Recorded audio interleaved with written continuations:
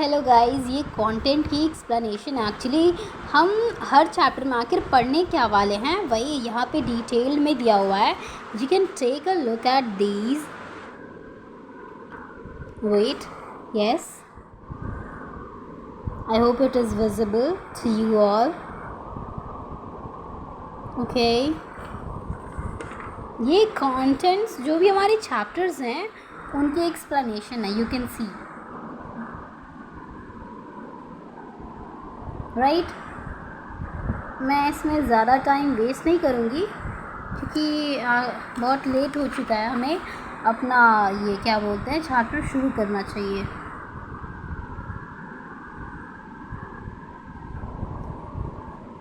देख लीजिए.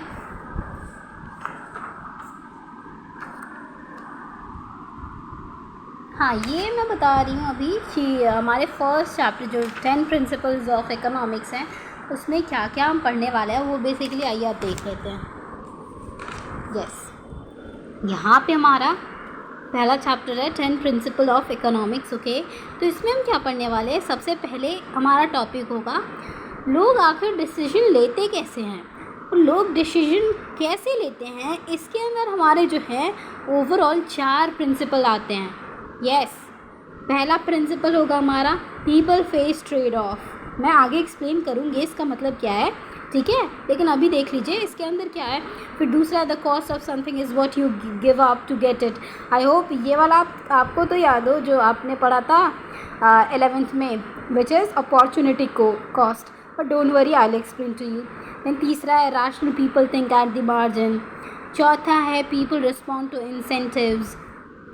देन हमारा दूसरा टॉपिक इसके अंदर होगा हाउ पीपल इंटरेक्ट. मतलब लोग एक दूसरे से नहीं, मार्केट के अंदर गुड्स को लेके वो सारी चीज़ों को लेकर के कैसे लोग इंटरैक्ट करते हैं वो समझेंगे. फिर हम ये वाली स्टोरी भी जानेंगे एडम स्मिथ और उनकी इनविजिबल हैंड के बारे में.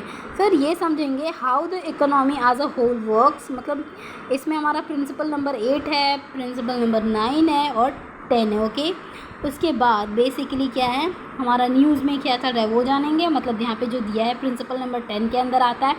उसके बाद कंक्लूजन्स हैं, समरी हैं, की कॉन्सेप्ट है, क्वेश्चंस हैं, रिव्यू के लिए क्विक चेक, मल्टीपल चॉइस है और प्रॉब्लम एप्लीकेशन में. ये सारे आपको बताऊँगी. मेरे वीडियो से पढ़ने का यही फ़ायदा है कि मैं A to Z एकदम डिटेल में एक्सप्लेन करूँगी और साथ ही साथ ये सारी चीज़ें आपके साथ डिस्कस भी करूँगी. आई होप सो आपको समझ में आ रहा है मैं क्या कह रही हूँ. So let's enter into the chapter. Yes, हमारा पहला चैप्टर है 10 प्रिंसिपल्स ऑफ इकोनॉमिक्स. गाइस, यहाँ पे सबसे पहला लाइन ही लिखा है. वेट, सबसे पहला लाइन ही लिखा है कि जो हमारा इकोनॉमी ये जो वर्ड है ये डिराइव हुआ है ग्रीक वर्ड ओइकोनोमोस से.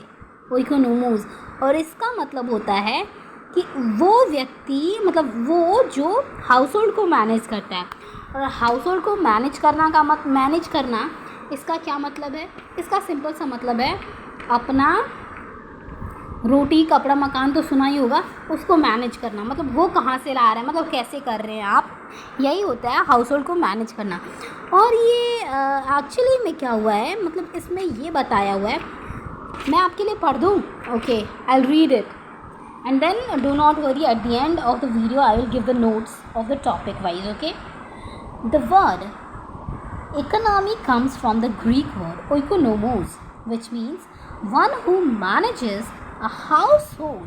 Okay, जैसे कि मैंने बताया वो जो अपने घर को मैनेज करता है. मैनेज करने का मतलब है घर को चलाता है, खाना पीना कपड़ा लत्ता ये सारा चीज़ें कैसे लाता है, जॉब करता है, ये सारी चीज़ें में आती हैं. ओके, और at the first the origin might seem peculiar. मतलब कि शुरुआत में क्या हुआ था, जो हमारे ये इकोनॉमी की शुरुआत हुई थी उस समय हमारा ये जो ओरिजिन था, मतलब इनका शुरुआती दौर जो था ना वो बहुत ही अजीब था. लेकिन अगर देखा जाए, but in fact house hold and economies have much in common. मतलब शुरुआत में आपको लग रहा होगा ये बहुत ही अजीब है. ओके, लेकिन आप देखोगे तो हाउस होल्ड और इकोनॉमीज़ जो है इनके अंदर बहुत चीज़ कॉमन होती है। जैसे हाउस होल्ड में हमें ये देखना होता है कि हम सारे डिसीजंस कैसे लें। हाउस होल्ड में हमें बहुत सारे डिसीजंस को फेस करने पड़ते हैं कि ये कहाँ से लाएं, वो कैसे करें, ये काम कौन करेगा, वो सारी चीज़ें क्या होंगी, कौन कितना काम करेगा, कौन कितना खाएगा, राइट, कौन क्या खाएगा, ये सारा मैनेज करना पड़ता है ना। Let me read for you. It must decide which house hold members do which task and what each member receives in return. मतलब ये सबसे पहला तो हाउस होल्ड जो है उसको बहुत सारे डिसीजंस लेने पड़ते हैं। हाउस होल्ड इकोनॉमीज़ मतलब इकोनॉमी और हमारा क्या बोला था हाउस होल्ड, इनमें बहुत सारी चीज़ें कॉमन है। Okay, they have most of the thing in common. Okay, and that is what we are going to understand how. तो इसमें क्या होता है, सबसे पहले ये बताया गया जो हाउस होल्ड होता है वो बहुत सारे डिसीजंस फेस करता है। मतलब मुझे, जैसे मेरे घर में 5 लोग रहते हैं तो कौन झाड़ू लगाएगा, कौन बर्तन धोएगा, ये डिसीजन लेने पड़ेंगे ना। कौन सब्जी काटेगा, कौन खाना बनाएगा, वगैरह वगैरह चीज़ें वही बताया है। It must decide which household members do which tasks and what each member receives in the return। मतलब हमारे घर के हर एक, मतलब उस एक हाउस होल्ड के अंदर, मतलब एक घर के अंदर हर एक सदस्य जो है वो कौन से काम करेगा और क्या बोलते हैं उसको उस काम के बदले में क्या मिलेगा वापस, what it will get in return। okay,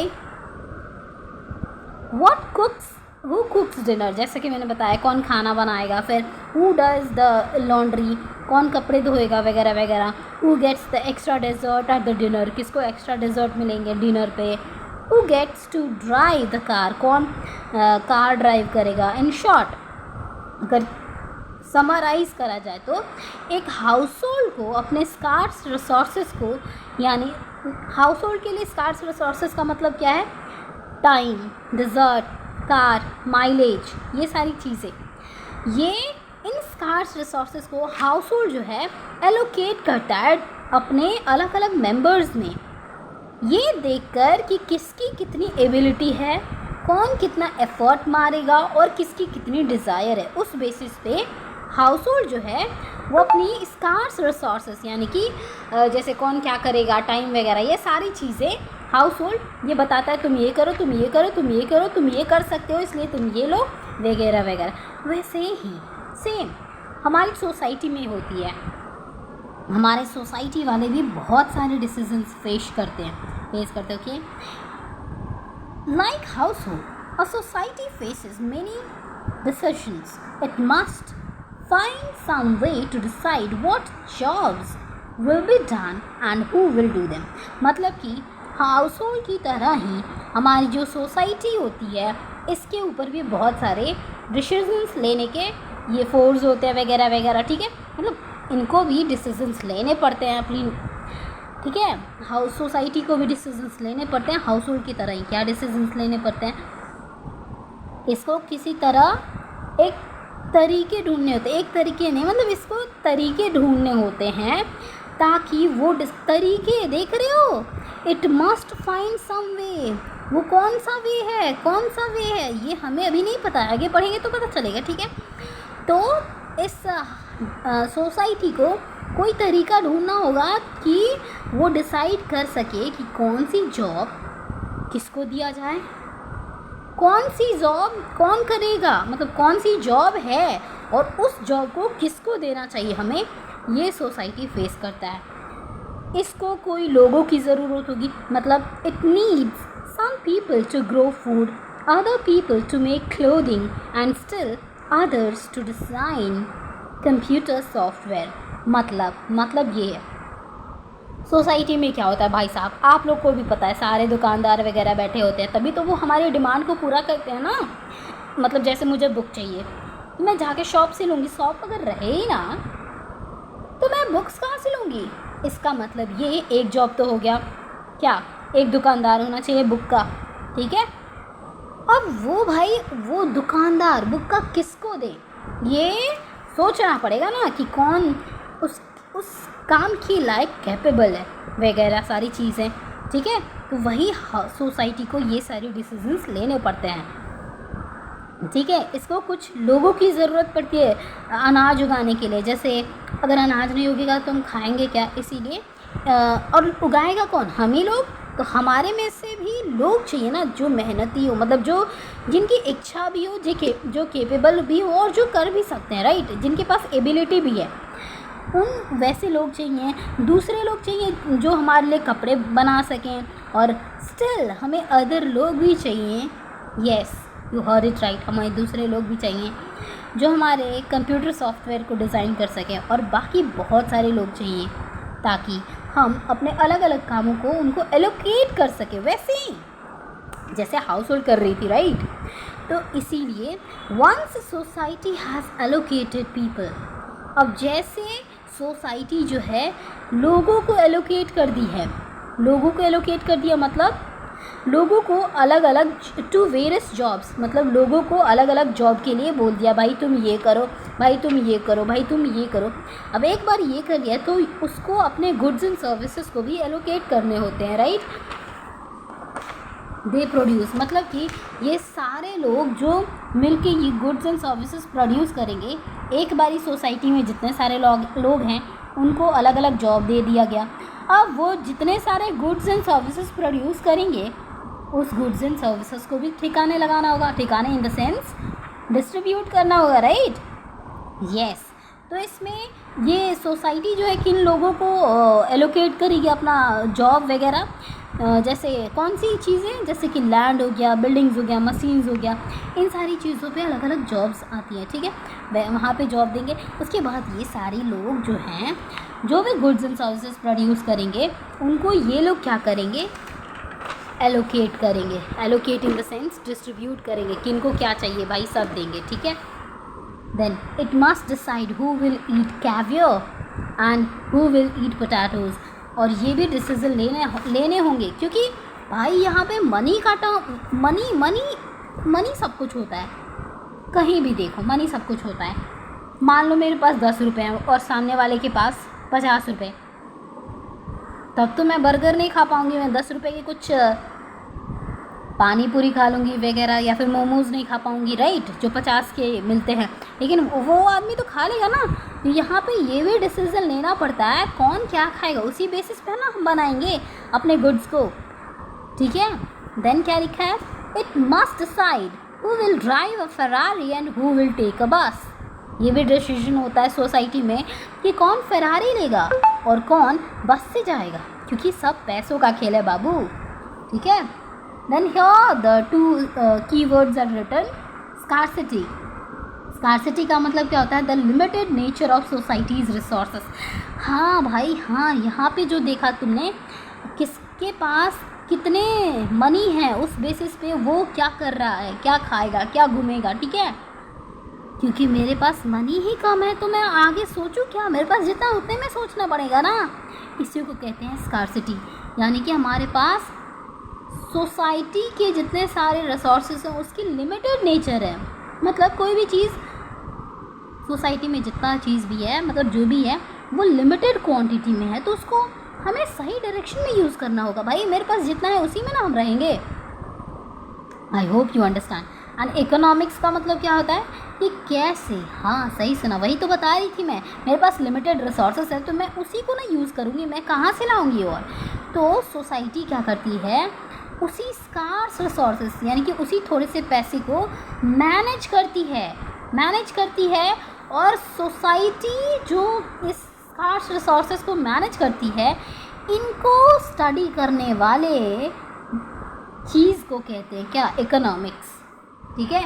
तो इकोनॉमिक्स का मतलब पता चल गया कि हम स्टडी करते हैं। इकोनॉमिक्स में क्या होता है, बेसिकली वी स्टडी कि कैसे सोसाइटी जो है मैनेज कर रही है अपने स्कार्स रिसोर्सेस को, ठीक है। आगे बढ़े। यस, यहाँ पे क्या लिखा है, the management of societies resources is important because resources are scarce. जैसा कि मैंने बताया, सोसाइटी की जो रिसोर्स हैं उनको मैनेज करना बहुत ही इम्पॉर्टेंट है। रीज़न बीइंग सिंपल, क्योंकि हमारे पास भाई सब कुछ लिमिटेड है। Yes, resources are limited. हमारी सांसें भी लिमिटेड होती हैं, हमारी लाइफ भी लिमिटेड होती है। एंड इसीलिए इस लिमिटेड पीरियड ऑफ टाइम के लिए हमें यह डिसाइड करना होता है कि हमें इतने समय में ये गोल अचीव कर लेना है, वरना क्या ही फ़ायदा। मान लो मेरे पास 40 साल है जीने के लिए। अब मैं 40 साल में मैं ये तय करूँगी ना मुझको क्या करना है जिससे मेरे को बेनिफिट मिले और क्या नहीं करूँ जिससे मुझे घाटा हो सकता था। वो सब तो अभी सोच के चलना पड़ेगा, राइट। मतलब हम लोग मैनेज कर रहे हैं, हमारे पास चीज़ें स्कार्स हैं and we are trying to manage them so that we can get the optimum satisfaction from that. Okay, so the management of societies resources is important because resources are scarce. क्योंकि resources scarce हैं, इसीलिए society की scars resources जो है इसको manage करना भाई बहुत ज़्यादा इम्पॉर्टेंट है। स्कार्सिटी का मतलब क्या होता है? जैसा कि मैंने बताया, scarcity means that society has limited resources and therefore cannot produce all the goods and services people wish to have। मतलब कि क्योंकि सोसाइटी के पास लिमिटेड चीज़ें हैं, स्कार्स रिसोर्सेज है। स्कार्स मतलब ही समझ लो लिमिटेड। जैसे 5 उंगलियां हैं, मेरे पास 5 ही उंगलियां हैं। मुझे एक बार में 10 काम करने हैं तो मेरे पास 10 हाथ नहीं हो सकते हैं, मेरे पास 2 ही हाथ है। उसी 2 हाथ में मैनेज करना है कि मुझे क्या पहले करना है क्या नहीं करना है। वैसे ही हमारा इकोनॉमिक्स है। तो स्कार्सिटी का मतलब होता है सोसाइटी जो होती है वो अपने लिमिटेड रिसोर्सेज को क्या करती है, बताओ। सोसाइटी के पास लिमिटेड रिसोर्सेज हैं और ये जो है इसीलिए, क्योंकि मेरे पास लिमिटेड रिसोर्सेज है। मैं कितनी बार समझाऊँ भाई, मेरे पास लिमिटेड रिसोर्सेज है, इसीलिए मैं सारे गुड्स एंड सर्विसेज को नहीं प्रोड्यूस कर सकती। जैसे मान लो मैं एक कंपनी हूँ, ठीक है, मेरे पास 50 लाख का माल पड़ा है, लेकिन मेरे पास आगे 100 लोग, ठीक है। मैं उन सारे लोगों की डिमांड कैसे पूरी करूँगी?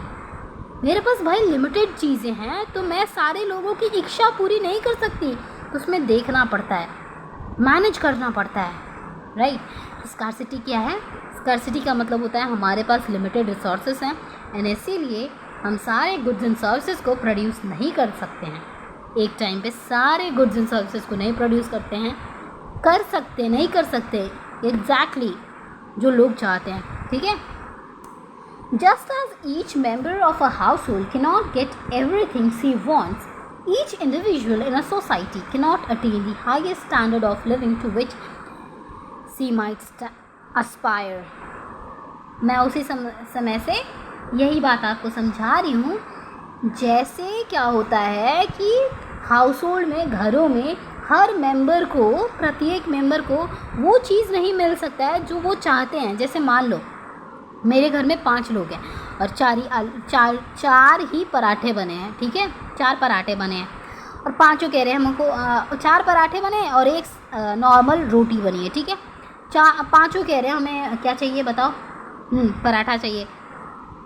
तो बताओ 4 पराठे हैं, सबको एक एक कैसे दे सकते हैं? एक सबको तो मतलब सबको एलोकेट नहीं कर सकते हैं ना, क्योंकि हमारे पास भाई चीज़ें लिमिटेड हैं।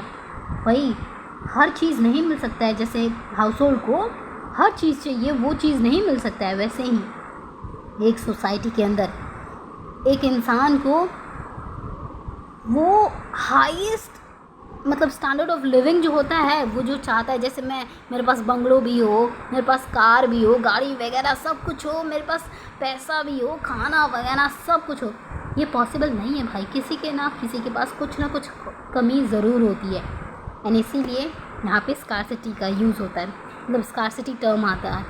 स्कार्सिटी का मतलब ये भाई हमारे पास कम चीज़ें हैं, गिनी चुनी चीज़ें हैं। हमारे पास समय भी तो गिने चुने हैं, उसी समय में हमें सेलेक्ट करना होता है कि हम क्या करें क्या नहीं करें, क्योंकि हम एक टाइम पे 50 काम नहीं कर सकते भाई, क्योंकि हमारे पास टाइम भी लिमिटेड होता है। Got it? Yes, let us understand further. Economics is the study of how society manages its scarce resources. Economics क्या है? ये एक स्टडी है। इकोनॉमिक्स एक स्टडी है, पढ़ाई है, एक मतलब सब्जेक्ट वगैरह कुछ होती हैं, मतलब इसके अंदर हम लोग पढ़ते हैं कि कैसे सोसाइटी जो है अपने स्कार्स मतलब कम चीज़ों को कैसे मैनेज करती है ताकि वो हाईएस्ट सेटिस्फैक्शन अटेन कर सके। In most societies, resources are allocated not by an all-powerful dictator but through the combined choices of millions of households and firms. ये क्या बोल गया भाई, मेरे तो ऊपर से निकल गया, आपके समझ में आया? समझाती हूँ। ये बोल रहा है in most societies resources are allocated not by an all-powerful dictator but through the combined choices of millions of households and firms. मतलब कि अधिकतर सोसाइटी में क्या होता है, रिसोर्सेज जो एलोकेट करी जाती हैं वो पावरफुल डिक्टेटर मतलब कि राजा महाराजाओं जो ताकतवर है जिनके पास पैसे ज़्यादा हैं उनके द्वारा नहीं एलोकेट करा जाता। वो नहीं बताते हैं कौन कितना लेगा क्या लेगा, ठीक है। इसमें ये डिसाइड करा जाता है कि हाउस होल्ड और जो फर्म है, हाउस होल्ड यानी कि हम लोग घरों में रहने वाले लोग और फर्म्स यानी कि मतलब खाने वाले लोग हाउस होल्ड हो गए और फर्म्स हो गया बनाने वाले लोग। तो इन दोनों की मिली भगत यानी कि इन दोनों की चॉइस, मिलियंस ऑफ चॉइस होती हैं। जैसे फर्म के पास 2 ऑप्शन है, वो ब्रेड बना सकता है और क्या बोलते हैं रुको, या तो वो कॉफ़ी बना सकता है नहीं तो टी बना सकता है, ठीक है। एक फॉर्म है और हम कंज्यूमर हैं, हमें क्या चाहिए, हमें कॉफ़ी चाहिए और कोई कह रहा है हमें टी चाहिए। तो उस हिसाब से वो फॉर्म जो है मैनेज करेगा कि मैं कॉफ़ी कितना बनाऊं, मैं टी कितना बनाऊं, राइट। उसी हिसाब से यहाँ पे है, यहाँ पे पावरफुल डिक्टेटर के द्वारा नहीं बताया जाता है मतलब रिसोर्स एलोकेट कैसे होंगे, रिसोर्सेज का इस्तेमाल कैसे होगा। यहाँ पे हाउस होल्ड और फर्म के चॉइसेस के बेसिस पे होती हैं, मिलियंस ऑफ चॉइसेस होती हैं। मतलब यार भाई एक बात बताओ, कंज्यूमर एक है क्या, फर्म एक है क्या? भाई नहीं, करोड़ों लाखों मिलियंस लोग हैं, उनकी सारे लोगों की इच्छा होती है, उन सारे लोगों की इच्छा को देख करके गुड्स एंड सर्विसेज को प्रोड्यूस करा जाता है, ठीक है। मूविंग अहेड, एंड इकोनॉमिस्ट कौन होते हैं? जो क्या, economist is the one who study, is the person who study economics, जो इकोनॉमिक्स को पढ़ता है यानी कि हाउस होल्ड वगैरह सारी चीज़ें के बारे में पढ़ता है, उसको कहते हैं, ठीक है।